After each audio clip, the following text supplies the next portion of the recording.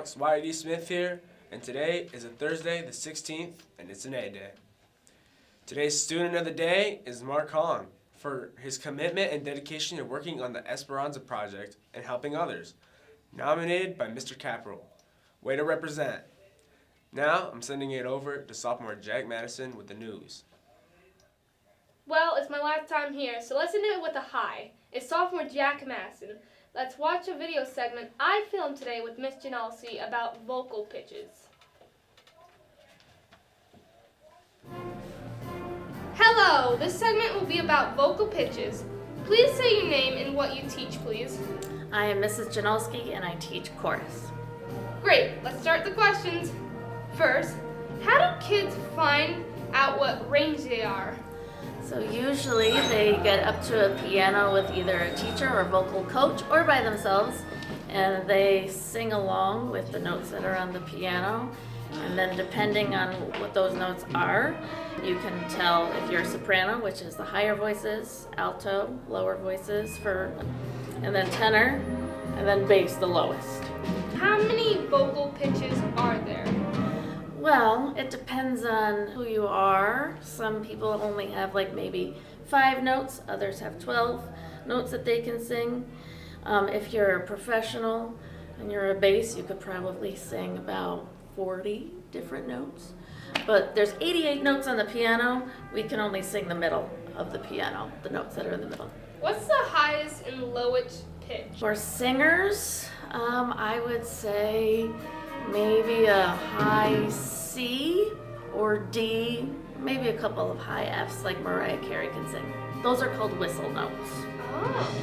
The lowest, the bass notes, they're pretty low as like an E flat. Are there songs that people with high vocal ranges and low vocal ranges can't sing? Well, usually there can be a song that you can just put in your vocal range. You can put it in the appropriate key with whatever it sounds best on your voice. Huh. What's your vocal range? My vocal range, in my youth, I was a soprano 1, and as I get older, it just drops a little bit, so I'd say I'm probably a mezzo-soprano. Is there any advice you have for people who want to improve on their singing voice? Sing every day. Every day, every day. The more you sing, the better you will get at it, and then find people that like to sing as well, and you can sing with them. Do you have any suggestions for people who want to join chorus? Oh yes, if you want to join chorus, just go down to the guidance office. We would love to have you. Ask your guidance counselor to add you. We're happy to have someone start in third marking period if something opens up in their schedule. Today there is crochet club at D115 at 3:15. Drone soccer will be at B112 at 3:15, and finally there will be math club at E123 at 3:15.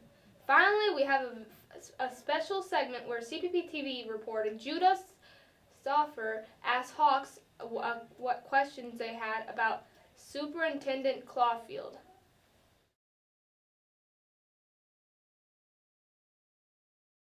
My name is Michelle Caulfield, and I'm the superintendent of the Corning Painted Post School District. What really goes into determining what a snow day is? Everyone loves to talk about snow days. So it's actually much more complicated than just waking up and checking out to see if it's raining, snowing, a blizzard, icy, all of those things. So I actually work with the transportation director, and he gets up very early. He leaves about 4 a.m. He drives around the routes that are most difficult for our bus drivers and transportation team to check to see how the roads are and what the routes look like. He also works with the town supervisors and the county supervisors to see what's happening in other areas just beside, in addition to just the Corning routes. How are bell schedules made? So the bell schedule was created actually for the middle school and the high school back in 2010 when we merged to make new schools, and there were leadership teams from Northside Blodgett and CFA, and between East and West, and those teams came together and we created a 9-period bell schedule from those two teams. So the 12 days of Christmas isn't actually something we build into a calendar.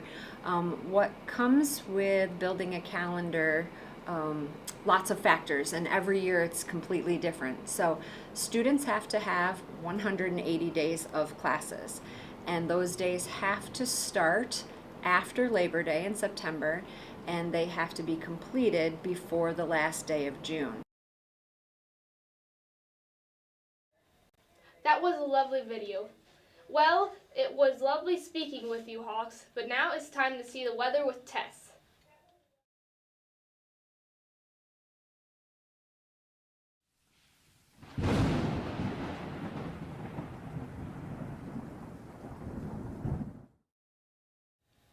Hey Hawks, it's Tess. Today we have a high of 26 and a low of 12. It will be partly cloudy and windy. Now to John with sports.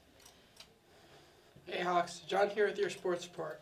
Last night, both our boys and girls took a loss to Elmira in bowling. Our girls basketball team also unfortunately lost to Elmira. Tonight, we have JV and varsity wrestling away at Ithaca. That's all I have. Now over to Connor to wrap up the show. This is Connor Kirk to get you out of here. Thanks for watching, Hawks. If you missed this thrilling episode of CPPtv, you can check this and many other previous adventures on our YouTube channel at CPPtv. If you want to get on your phone, you can look us up on Instagram at cpp.tv. Remember, that attitude isn't going to fly in the real world. Goodbye, Hawks.